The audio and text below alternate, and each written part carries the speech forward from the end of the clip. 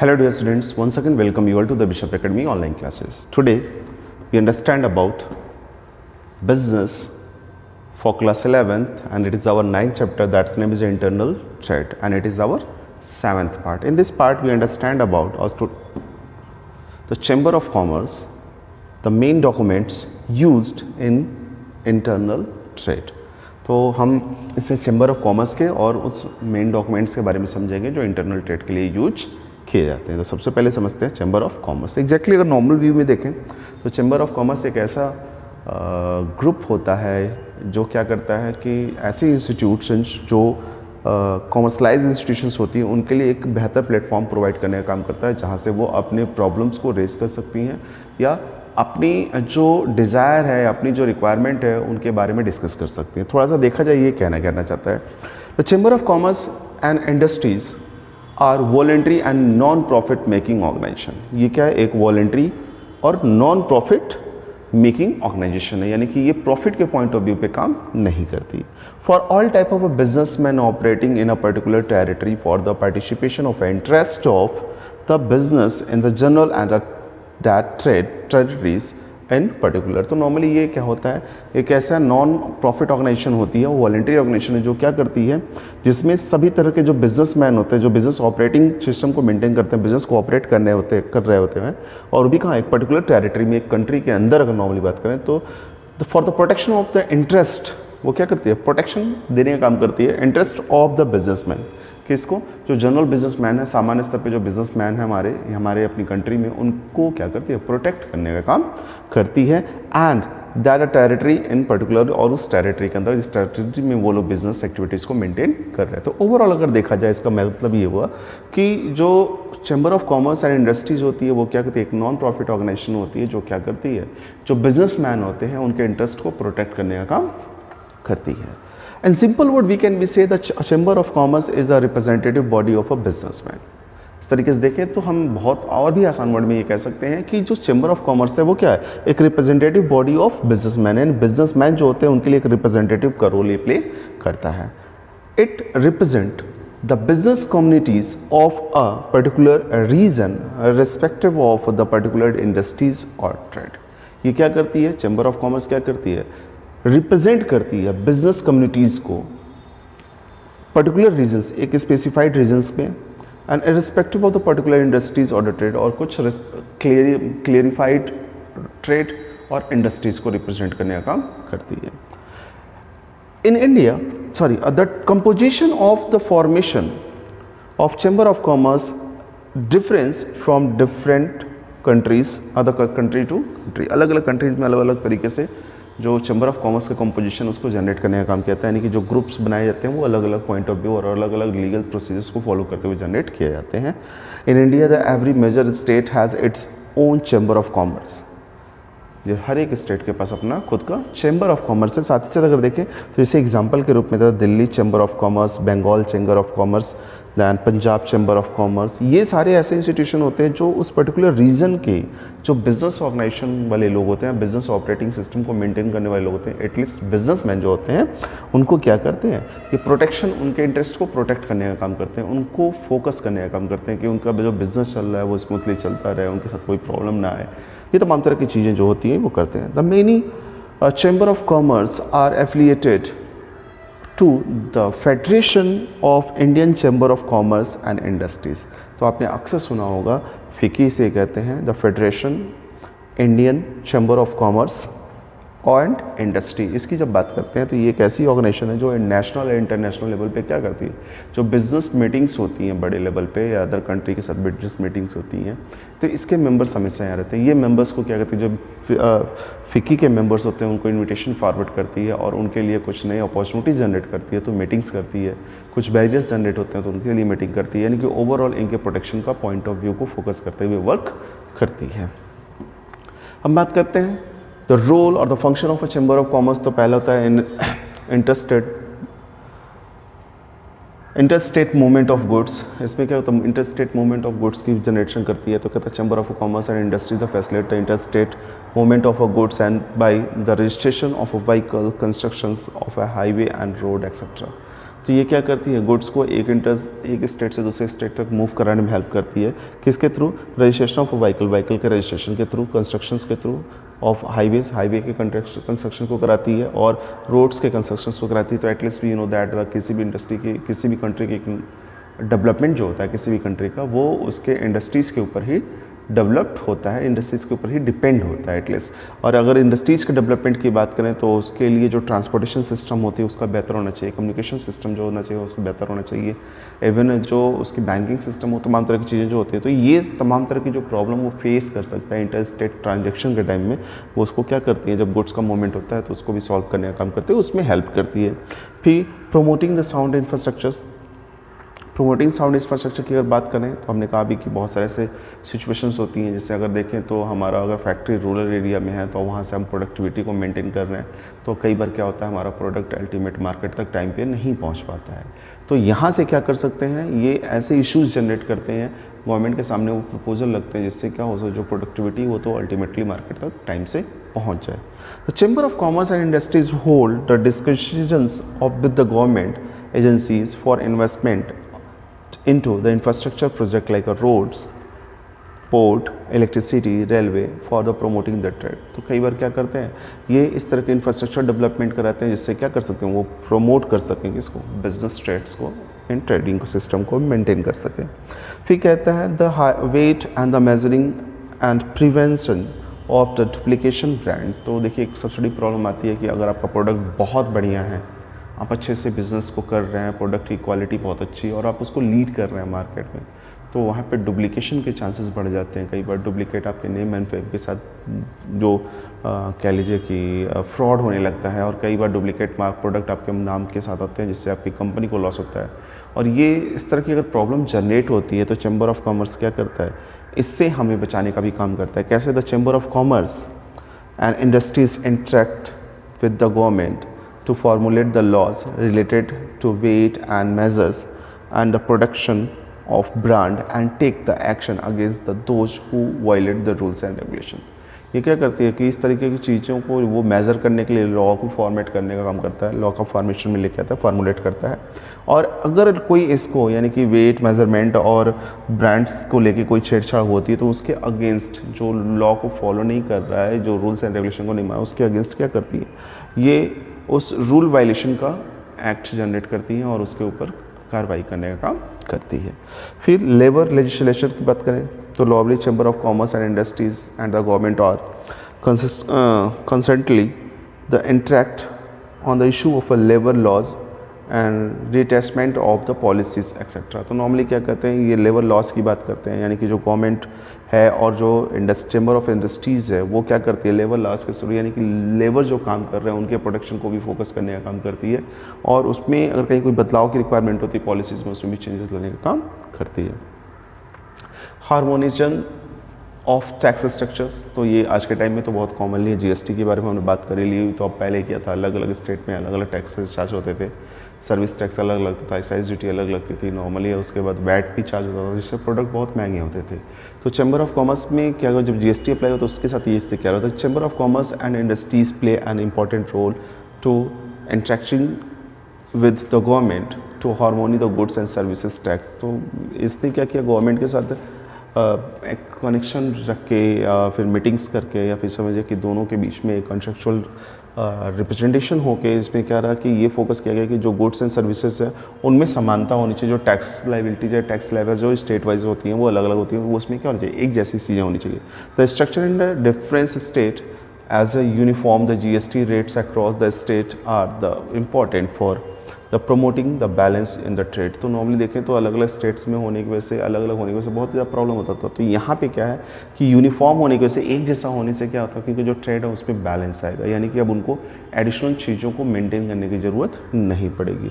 फिर ऑक्ट्रीज and told tax, यानी ऑक्ट्रीज tax अगर देखें तो छोटे छोटे टैक्सेस होते हैं जो लोकल लेवल पर चार्ज किए जाते हैं। तो कहते हैं the octroi tax is the payable in the Maharashtra, Gujarat. However after induction of a GST in the Indian economy, all the taxes have to be levied before were taken off that the included the auctions, VAT, sales etc. तो अगर GST के आने के बाद से क्या ये जो टैक्सेस वगैरह थे इसको रिमूव कर दिया गया जो पहले लगते थे। फिर लेबर लेजिस्लेशन की अगर बात करते हैं तो chamber of commerce in intervention of the government in the formulation of a labor laws, wage act, compensation etc. and act and reattachment act etc. because satisfied the labor contribution efficiently in running the industries। तो यहाँ पे normally जो साफ साफ statement है वो ये बताने की कोशिश कर रहा है कि जो लेबर हमारे होते हैं उनके लिए भी गवर्नमेंट ऑफ इंडिया ने चैम्बर ऑफ कॉमर्स के साथ मिलके क्या करना होता है, लेबर लॉज को जनरेट करने का काम करता है, जिसमें वो वेज एक्ट की बात कर रहा है कि नॉर्मली वेजेस कितने होने चाहिए, कंपनसेशन उसको मिल रहा है, रिअटैचमेंट यानी कुछ और सुविधाएं जो अगर उसको मिल रही हैं तो सारी चीज़ें मिलनी चाहिए, क्योंकि अगर वो इस तरह की सुविधाओं को फोकस करेगा तो वो क्या कर सकता है, इफिशियंटली तरीके से क्या कर सकता है, कंट्रीब्यूशन को मेंटेन कर सकता है, यानी कि जो प्रोडक्टिविटी कर रहा है वो बेहतर तरीके से कर सकता है और बिजनेस हमारी अच्छे से रन करेगी। फिर कहता है the marketing of agro product and related issue, तो कहता है streamlining the local subsidies and the marketing policies of organisation selling the agro product are the sum of the areas where the Chamber of Commerce and Industries can really intervene and the interact with the concerned agencies the like of farming cooperative societies या farming cooperative organizations की अगर बात करें तो normally क्या होता है, agro product की जब बात करते हैं तो एग्रीकल्चर से रिलेटेड प्रोडक्ट की बात होती है, तो चैम्बर ऑफ कॉमर्स भी क्या करता है, इसमें हेल्प करता है सोशल लोगों को, जो इंडस्ट्रीज डेवलप करते हैं उनको लोकल लेवल पे लोगों को सब्सिडीज प्रोवाइड कराने का काम करता है। साथ ही साथ अगर देखें तो वो क्या करता है, एजेंसी के साथ कॉन्टैक्ट करके सेल्स प्रमोशन को बढ़ाने का भी काम करता है और जो प्रोडक्टिव होती है उसकी, यानी कि जो उसके जो प्रोडक्ट होते हैं वो अल्टीमेट कंज्यूमर तक, जो फार्मर होता है उस तक पहुंचाने का काम करता है। हम बात करेंगे main documents use in internal trade. तो मेन डॉक्यूमेंट्स कौन कौन से होते हैं जो इंटरनल ट्रेड में यूज करते हैं। पहला था प्रोफार्मा इनवॉइस। प्रोफार्मा इनवॉइस की अगर बात करते हैं, it is the firm purchase order containing the terms and condition on the which the buyer and seller agreed on the product details and cost। तो नॉर्मली देखें प्रोफार्मा इनवॉइस की जब बात करते हैं तो कुछ ऐसा होता है कि उसमें सारे डिटेल्स हमारे होते हैं, बायर्स और सेलर्स के बीच में जो कंडीशंस जनरेट होती हैं उसके अकॉर्डिंग सारे के प्रोडक्ट के डिटेल्स होते हैं, उनकी कॉस्टिंग होती है। And a sale quota is prepared in the form of the proforma invoice. और जो सेल कोटा होता है यानी कोट्स होती है, यानी कि देखिए कोटेशन लोग लेते हैं अक्सर, जिससे क्या होता है ना, हम जब कोई प्रोडक्ट को परचेज करते हैं तो जब प्रोडक्ट को परचेज करते हैं तो प्रोडक्ट को परचेज करने से पहले क्या करते हैं, अलग अलग कंपनियों के साथ जो सेम प्रोडक्ट को हमको देने का काम कर सकती हैं, हम उनके साथ क्या करते हैं, एक कोट्स आप कह सकते हैं कोटेशन मांगने का काम करते हैं। कोटेशन में क्या होता है कि कंडीशन जो होती है कंपनी के किसी प्रोडक्ट की सप्लाई को लेके, और उसके प्रोडक्ट की क्वालिटी क्या होती है, प्रोडक्ट की प्राइसिंग क्या होगी और क्या रेट पे वो आपको देने के लिए तैयार है, वो तमाम तरह की चीज़ें जो होती हैं वो सबके सब लिख के देते हैं, सारे डिटेल्स बना के देते हैं। समझिए एक डेमो आप होता है, उसका क्या होता है, बिल का एक डेमो होता है टाइप ऑफ, कि जो बिल के साथ उसके बन सकते हैं, पॉसिबिलिटीज़ इतनी होती है उसको बना के देते हैं।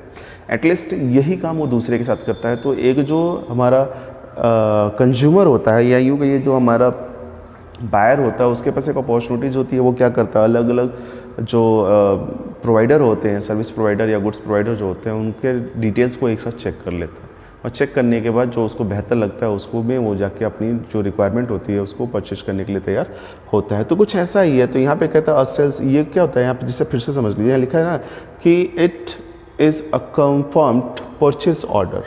ये कंफर्म परचेज ऑर्डर होता है, contain the terms and condition, जिसमें कंटेन किया जाता है, रखा जाता है किसको, जो टर्म्स एंड कंडीशन को, विच बायर एंड सेलर्स एग्रीड, जिस पे बायर और सेलर्स क्या होते हैं, दोनों एग्रीड होते हैं on the product details and cost. किसके बेसिस पे, जो प्रोडक्ट डिटेल्ड होती है, जो प्रोडक्ट की रिक्वायरमेंट होती है और उसकी कॉस्टिंग के बेसिस पे। A sale quota is prepared in the form of the proforma invoice.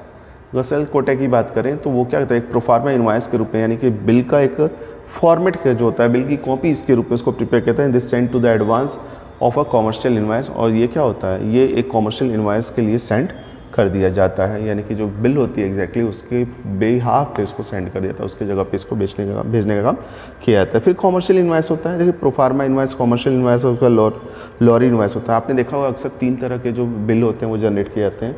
Exactly ये जो होती है ना, वो पूरी तरीके से ओरिजिनल कॉन्सेप्शन पे वर्क करती है। इसमें आपने देखा एक पिंक कलर का बिल होता है, एक येलोइश होता है, एक वाइट होता है एंड एक कार्बन कॉपी होती है। तो ये सारे बिल क्या होते हैं, एक साथ जनरेट करते हैं और ये 3 बिल ये होते हैं, एक प्रोफार्मा इनवॉइस होता है, एक कॉमर्शियल इनवॉइस होता है और एक लॉरी रिसिप्ट होती है। तो कॉमर्शियल इनवॉइस की जब बात करते हैं तो नॉर्मली होता है क्या, this documents is evidence of a contract between buyer and seller. ये डॉक्यूमेंट जो होता है वो एविडेंस होता है किसके किसके बीच में, बायर एंड सेलर्स के बीच में। और ये भी कहता है this document contain the detail descriptions of goods, quantity, price, total value etcetera and the terms of payment. तो इस डिटेल में क्या होता है कि गुड्स की क्वांटिटी क्या है, प्राइस क्या है, टोटल वैल्यू क्या जनरेट हो रही है और उसका पेमेंट टर्म्स क्या है, वो सारी चीज़ों को इस इनवॉइस पे लिखा जाता है। यानी कि जो कॉमर्शियल इनवॉइस होता है उन पे सारी चीज़ों को डिस्क्राइब करके डिटेल नोट कर दी जाती है। और लॉरी इनवॉइस जो रिसिप्ट होती है वो अक्सर रोडवेज के लिए होती है, जो गाड़ियाँ हमारी ट्रांसपोर्टेशन के लिए, जब गाड़ियाँ क्या करती हैं लगेज को या फिर गुड्स को लोड करके अल्टीमेट डेस्टिनेशन तक पहुंचाने का काम करती हैं, तो उस सिचुएशन में उनके साथ एक रिसिप्ट होता है, इसे लॉरी रिसिप्ट कहते हैं। तो when the goods are sent to the roadways then this receipt is issued by the transporter and its is treated as a document of title. इसे डॉक्यूमेंट ऑफ टाइटल के रूप में ट्रीट किया जाता है, क्योंकि ट्रांसपोर्टेशन के थ्रू जो ट्रांसपोर्टर होता है वो इसको इशू करने का काम करता है। इससे यहाँ पे कॉमर्शियल इनवॉइस कुछ इस तरीके का होता है। यहाँ सेलर और इसके बाद आपका जो होता है हमारा परचेजर, दोनों की डिटेल्स होती है, क्वांटिटीज़ होती है और प्राइसिंग होती है, जीएसटी वगैरह जो भी टैक्सेस वगैरह होता है। ये प्रोफार्मा इनवॉइस होता है जो एक डेमोस्ट्रेशन के फॉर्मेशन पे रखा जाता है, इसमें सारे डिटेल्स होते हैं, एग्जैक्टली ये मेन डिटेल वर्क करता है। और ये हमारा होता है लॉरी के लिए, जो हम क्या करते हैं क्वांटिटी और प्रोडक्टिविटी के फोकस करते हुए जो ट्रांसपोर्ट अथॉरिटी होती है वो इसको इशू करने का काम करती है। अब बात करते हैं रेलवे रिसिप्ट। अगर हम रेलवे से गुड्स को भेज रहे हैं तो वो रेलवे रिसिप्ट होता है एक, ये भी डॉक्यूमेंट्स ऑफ अ टाइटल के रूप में ही रखा जाता है और ये ऑथराइज पर्सन जो रेलवे का होता है वो इसको इशू करता है। लैंग्वेज क्या कहता है, when the goods are dispatched through the railways then the railway authorities issued this receipt. यानी कि आरआर यानी कि रेलवे रिसिप्ट जो होता है वो कौन इशू करती है, railway authority issue, and it is also a document of title. ये भी क्या एक डॉक्यूमेंट ऑफ टाइटल है। Debit note and credit note होता है।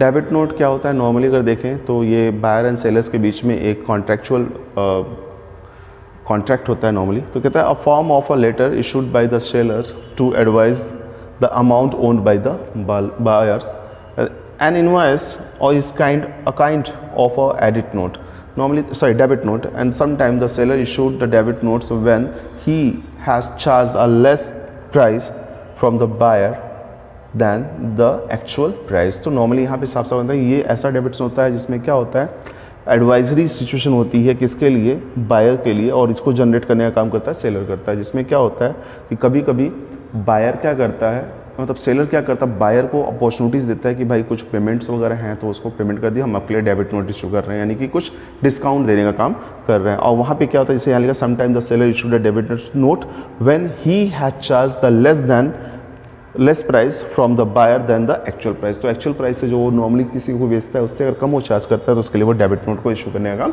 करता है। क्रेडिट नोट की बात करें तो ये एक ऐसा इंस्ट्रूमेंट होता है जो बायर एंड सेलर्स के बीच में परचेज के टाइम में जनरेट करने का काम कहता है, जिसमें बायर एंड सेलर्स दोनों का सिग्नेचर होता है और ये इसमें एक डेट फिक्स होती है जिस डेट पे बायर क्या करता है, सेलर्स को पेमेंट करने का काम करता है। तो कहता है it is a monetary instrument use by the seller that the allow the buyer to purchase any items or the service on the future dates.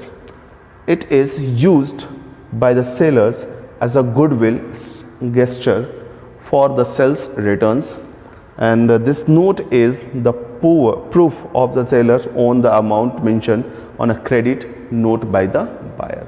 यानी कि ये एक ऐसा प्रूफ होता है जिसमें एक ऐसा अमाउंट रखा होता है जिसको बायर से वो क्या करता है, सेलर रिसिप्ट करने का काम करता है इन फ्यूचर में। यानी कि यहाँ पे अगर क्रेडिट नोट की बात करें तो जो परचेजर होता है उसको एक राइट्स देता है कि वो सर्विसेज या गुड्स को अब फ्यूचर के लिए वो खरीद सकता है और क्रेडिट उसकी जनरेट होती है और उसके साथ वो गुडविल को मेंटेन भी करता है उस बायर के लिए। यहाँ कॉमर्शियल इन्वाइस में हमारे पास प्रोफार्मा ऑफ इन्वेस्टमेंट की बात करें और यहाँ पे लॉरी वाली सिचुएशन जो थी, ये 3 तरह के इन्वाइस हमारे पास जनरेट थे। अब हम बात करें टर्म्स ऑफ ट्रेड की बात करें तो जो ट्रेड होता है उसमें टर्म्स कैसे कैसे होते हैं। हमारे पास एक टर्म्स आता है COD यानी कैश ऑन डिलीवरी। कई बार प्रोडक्ट की जो डिलीवरी होती है उसमें कैश का पेमेंट किया जाता है, यानी कि जो प्रोडक्ट की प्राइसिंग होती है उसका पेमेंट जो होता है डिलीवरी के टाइम में किया जाता है जब हमारे पास प्रोडक्ट आता है और ये बायर करता है। फिर फ्री ऑफ ब्रॉड की बात करें तो फ्री ऑफ ब्रॉड की बात करते हैं तो under this contract the seller is expected to deliver the goods to the transporter by and buyers has to bear all the loss, risk or the loss or the damage। यानी कि free on brand की अगर बात करते हैं तो यहाँ पे क्या होता है, जो बायर होता है वो जो सेलर होता है वो ये एक्सपेक्ट करता है कि जो बायर है ना वो सारे के सारे जो लॉसेस हैं इन केस ट्रांसपोर्टेशन के टाइम में आने वाले हैं या शिपिंग के टाइम में आने वाले हैं वो उसको बायर ही वियर करता है। फिर कहता है कैश ऑन फ्राइट की बात करें, यानी कि जो पेमेंट है रेंट का पेमेंट है, तो वहाँ पे कहता है under this system the seller deliver the goods the freight charge are borne by the seller but risk of a loss और a damage is borne by the buyer. इसमें क्या होता है, जो भाड़ा होता है ट्रांसपोर्टेशन का वो सेलर तो पेड करता है, लेकिन जो रिस्क होता है उस प्रोडक्ट ट्रांसपोर्टेशन के ऊपर, यानी कि प्रोडक्ट ठीक ठाक से पहुंचेगा नहीं पहुंचेगा, अगर मान लीजिए कुछ ऐसा टूटने वाला है तो उस रिस्क को बायर बियर करता है। And C and F the price consist of the FOB, यानी कि free on brand price plus of the freight charges. तो इसमें भी नॉर्मली क्या होता है, फ्राइट चार्जेस इसमें ऐड कर लिए जाते हैं। फिर कहता है कॉस्ट, इंश्योरेंस एंड फ्राइट की अगर बात करें तो इस तरह का भी एक डॉक्यूमेंट की रिक्वायरमेंट होती है जब हम इन टर्म्स स्टेट करते हैं। तो नॉर्मली कहता है the under this the sellers bear the all the cost, freights and the insurance charge against the risk of a loss damage of a goods during the transit. यानी जब सामान भेजा जाता है तो इस तरह की कंडीशन में जो सेलर होता है वो क्या करता है, सारे के सारे कॉस्टिंग को जनरेट करता है, यानी कि जो लॉस की कॉस्टिंग होती है वो खुद बियर करता है, फ्राइट जो उसका भाड़ा होता है और साथ ही साथ उसका इंश्योरेंस चार्ज होता है वो खुद ही बियर करता है, यानी जो बेचने वाला होता है वो खुद ही इसको बियर करने का काम करता है। Then error and omission expected की अगर बात करें तो नॉर्मली कहता है जो गलतियाँ होती हैं या फिर कुछ नुकसान जो होता है उसमें, तो कहता है this is a written in the attempt to reduce the legal liability of incorrect or the incomplete information supplied by the supplier in a contractual documents such as a price list etc. It is generally the use here the information is relatively the fast charging। तो normally क्या होता है कि ऐसी चीज़ों कई बार क्या होता है, जो सप्लायर होता है वो क्या करता है, बिल वगैरह देना भूल जाता है, ठीक है, तो ये उसकी अपनी जो रिस्पॉन्सिबिलिटीज़ होती है। जैसे एक लाइन भी कहता है कि this is a written and attempt to reduce the legal liabilities for incomplete और the incorrect information supplied by the supplier. ठीक है, तो अगर मान लीजिए कुछ गलत चीज़ों को भेज रहा है जैसा कि उसके कॉन्ट्रैक्ट में नहीं है, तो इस सिचुएशन में जो कॉन्ट्रैक्ट की जैसे मान लीजिए गलती किया, प्राइस लिस्ट में कुछ और भेजना था, भेज कुछ और दिया, तो कहता है it is generally used for the information is respectfully the fast changing. और ये नॉर्मली क्या था, इसको इसलिए यूज किया जाता है कि फास्टली चेंज कह सकते हैं। जैसे थोड़ा सा इसको समझ लीजिए, ऐसे कंपनी जब ट्रांसपोर्टेशन में चीज़ों को फॉरवर्ड करते हैं तो उससे पहले क्या करते हैं, डिस्पैच करके एक पेपर को सीधे बायर को भेज देती है। जब बायर को भेज देती है तो बायर क्या करता है, जब प्रोडक्ट को रिसीव करता है तो सिचुएशन में वो सारी चीज़ों को उस लिस्ट के हिसाब से मैच कर लेता है, और जो लिस्ट उसके साथ भेजती है उस दोनों के साथ मैच कर लेता है। दोनों के साथ मैच करने पे वो वेरी कर सकता है कि पूरी तरीके से चीज़ें जो डिमांड में की गई थी उसके पास जो लिस्ट होती है अपनी, उसके हिसाब से वो मैच कर रही है कि नहीं कर रही है, और एज इट इज़ अगर नहीं मैच करती हैं तो उस पर कुछ ना कुछ एक्शन ले सकता है। So dear students, in this video that's all. If you have any type of doubt or the query, you should be consult through the Google Classroom and in your classroom also. Thank you.